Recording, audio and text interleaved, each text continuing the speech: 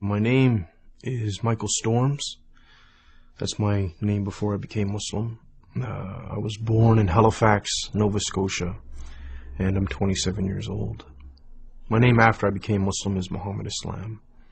My childhood was very difficult. My family, I came from a very violent background. My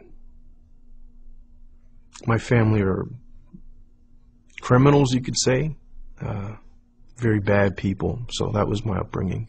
Crime and violence, drugs, things like this.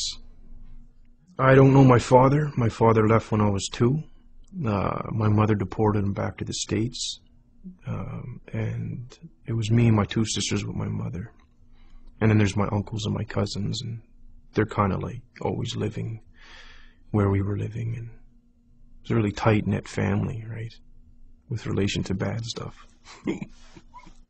I thought the world was a very negative place because of my family, and like you were saying, because of the environment. I didn't see too many positives.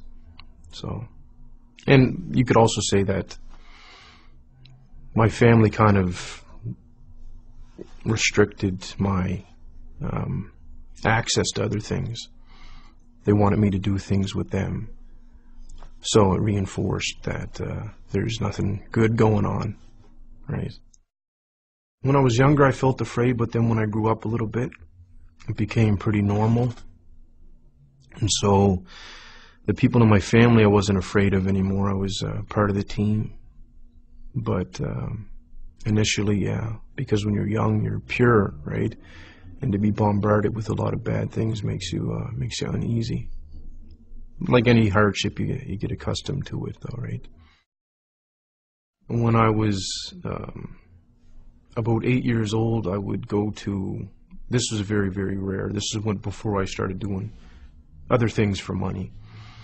I would go to a bakery called Paradise Bakery, right? And I would wash dishes for hours on end, but I was too young to be paid money. So what Norris would do is he would pay me in food, some bread and jam and dates and little sweets and stuff like this.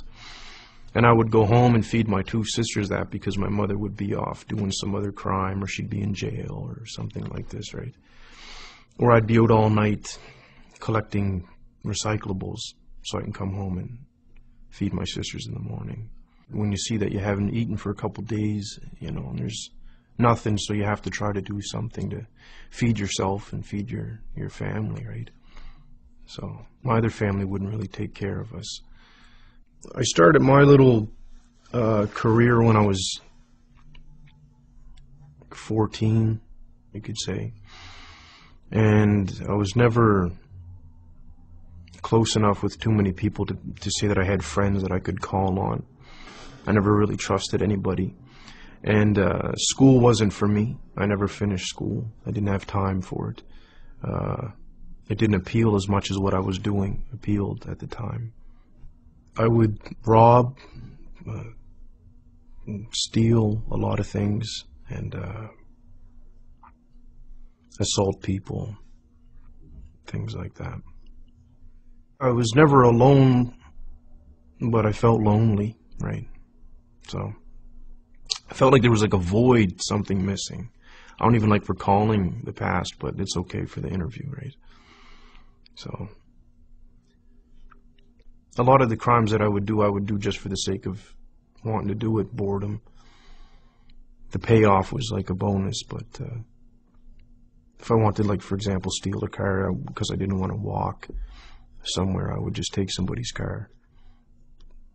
When I was young, I lost all concern for people's feelings and whatnot. The way that I grew up, I felt no one's concerned for my feelings. So if I hurt somebody, I don't care about what they think or feel, or, you know, I didn't care at the time at all.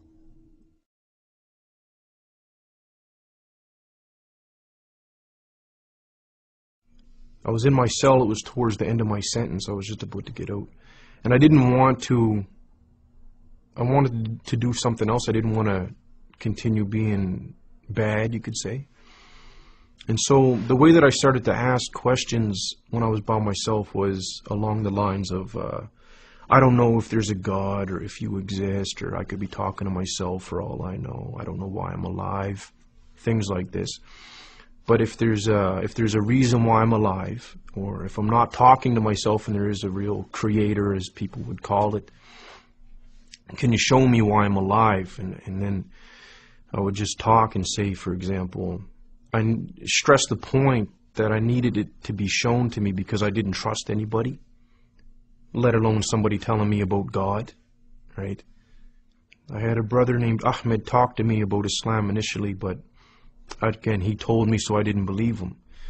And he would mention things like heaven and hell, and I didn't believe what he was saying until I had a dream of both the places.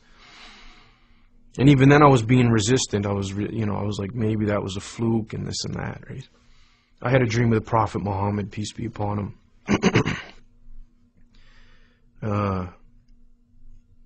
So things happened to me when I was awake and when I was asleep. And a lot of it happened to me in a very small amount of time. As soon as Ahmed started talking to me about Islam, I didn't believe him. Allah already knew that I wouldn't believe him, but that was like Islam, Muhammad, Allah, and it's like whatever. And then these things started happening. And then I recalled what I asked for when I was in jail, for things to happen to me, so I can't deny it, right? It was very, very difficult.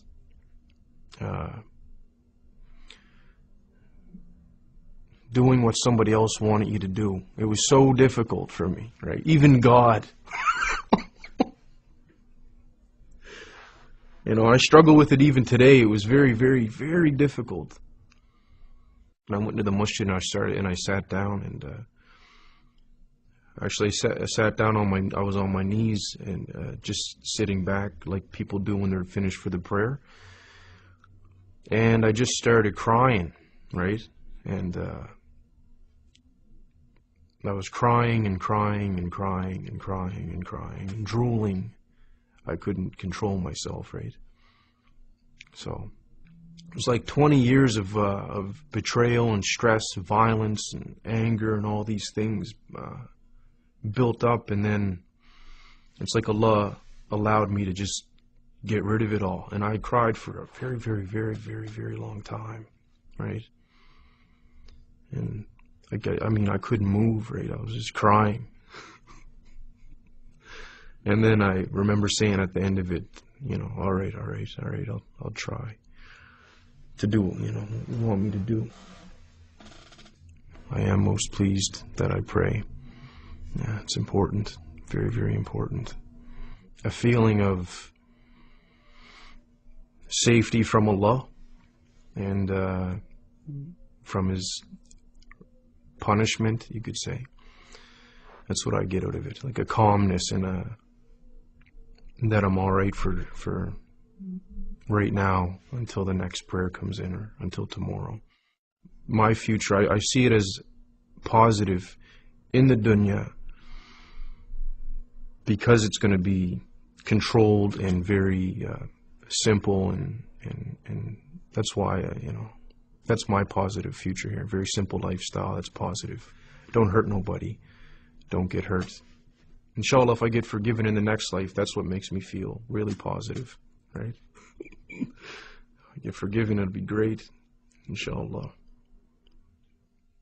La ilaha illallah, la ilaha illallah, la ilaha illallah, la ilaha illallah, la ilaha illallah, ya